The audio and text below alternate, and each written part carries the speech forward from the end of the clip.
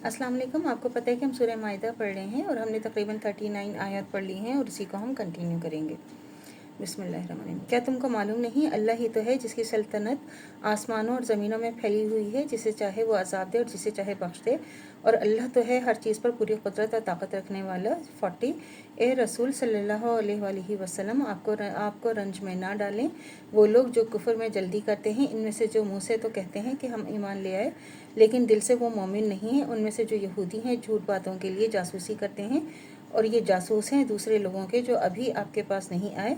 सही बातों को उनकी जगह से बदल देते हैं, साबित होने के बाद वो उनसे कहते हैं कि अगर यही हुक्म मिले तो उसे कबूल कर लेना, अगर ये हुक्म ना मिले तो फिर परहेज़ करना, और अगर अल्लाह किसी को गुमराह करना चाहे तो फिर तुमको ज़रा भी इख्तियार नहीं है कि तुम्हें हिदायत करो।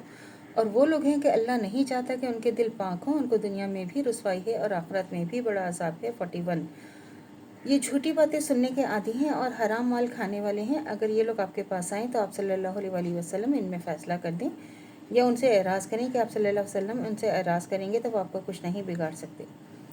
आप अगर फ़ैसला करना चाहें तो फ़ैसला इंसाफ के साथ कीजिए, बेशक अल्लाह तो इंसाफ करने वालों को दोस्त रखता है। 42 और ये बात आपसे कैसे फ़ैसला करेंगे कि जब उनके पास तौरात है तो उसमें अल्लाह का हुक्म मौजूद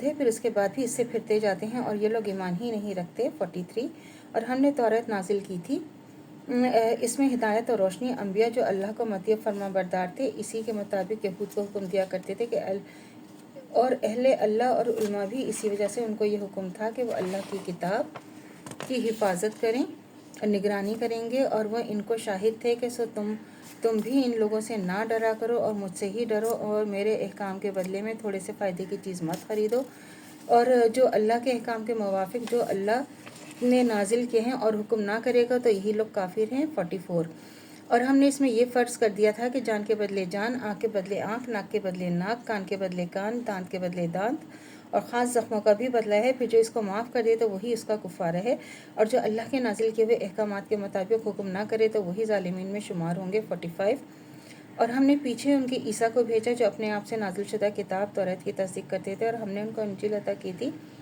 जिसमें हिदायत थी और रोशनी थी। वो अपने से पहले की किताब तौरात की भी तस्दीक करती थी, वो अल्लाह से डरने वालों के लिए हिदायत और नसीहत थी।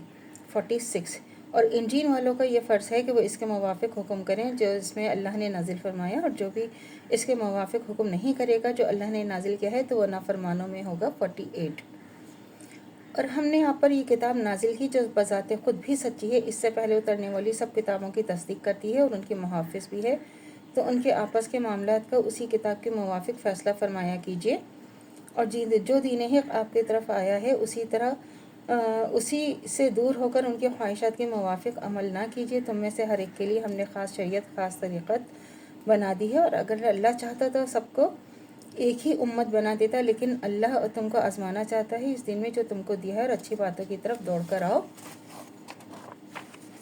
और तुम सब अल्लाह की तरफ लौट के जाना है, और वो तुमको सब कुछ बता देगा जिसमें तुम इख्तिलाफ़ करते थे। अल्लाह से दुआ करनी चाहिए जो हमारे ईमान है मरते दम तक कायम व दायम रहे, ख़ात्मा बिल खैर ईमान पर हो। इजाज़त दीजिए।